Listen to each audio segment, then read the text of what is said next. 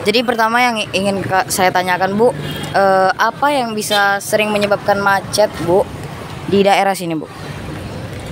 Salah satunya karena banyak orang yang ingin mau cepat, tidak ada yang mau ngalah. Satu lagi karena banyaknya jumlah kendaraan yang sudah ada di Siantar ini. Ya Bu, terima kasih.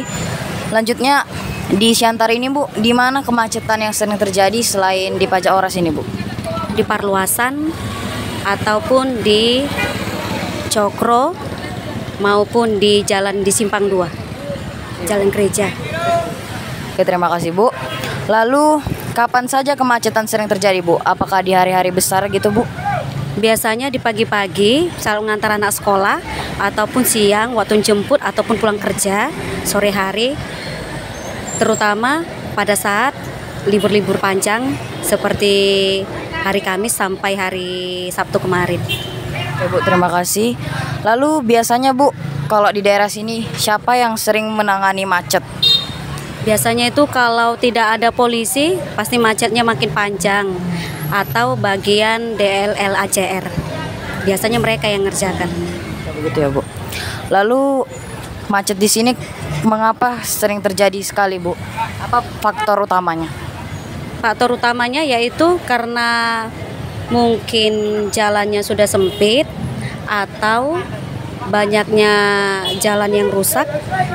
Bisa jadi karena jam-jam mengantarkan siswa, anak-anaknya mau ke sekolah ataupun menjemput atau pulang kerja. Itu biasanya faktor. Oke Bu. Lalu awal kejadiannya itu bagaimana Bu? Jadinya sering terjadi macet. Siapa yang maksudnya itu siapa yang bertanggung jawab sehingga macet itu sering terjadi? Biasanya karena banyaknya orang yang naik kendaraan yang ingin cepat. Gara-gara itu biasanya. Semua tidak mau mengalah ya Bu? Iya, tidak ada yang mengalah. Lalu apakah kemacetan ini sering membuat ibu atau warga resah? Ya udah pasti, karena jadinya bukan makin cepat kita sampai ke tempat, pasti makin lama kita sampainya.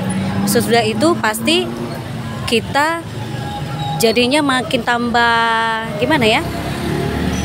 Pikirannya pun udah kalut kan? Banyak yang udah marah-marah, maki-maki. Begitulah dia jadinya.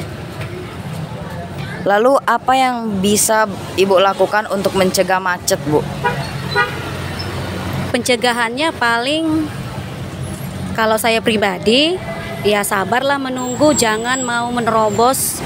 Kalau ada macet tunggu aja antrian. Kalau ada merah ya ikuti aja lampu lalu lintas yang merah, hijau atau kuningnya. Atau ada arahan dari polisi, itu aja.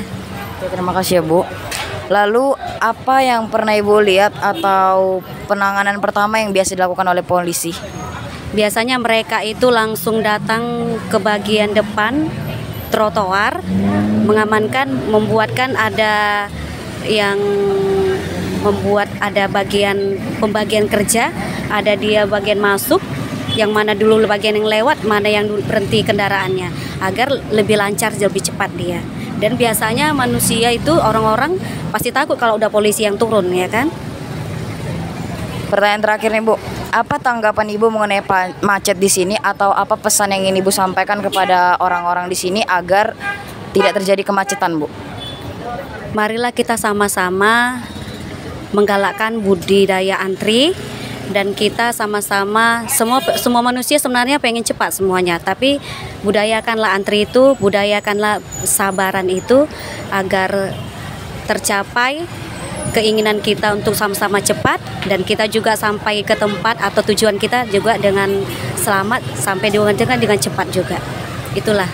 Dan itu salah satunya polisi juga kalau misalnya ada yang macet atau apa langsung bergegaslah turun untuk menghimbau melancarkan lalu lintas yang ada. Terima kasih ya Bu untuk waktu ini. Maaf mengganggu waktu Ibu ya Bu. Terima kasih Bu.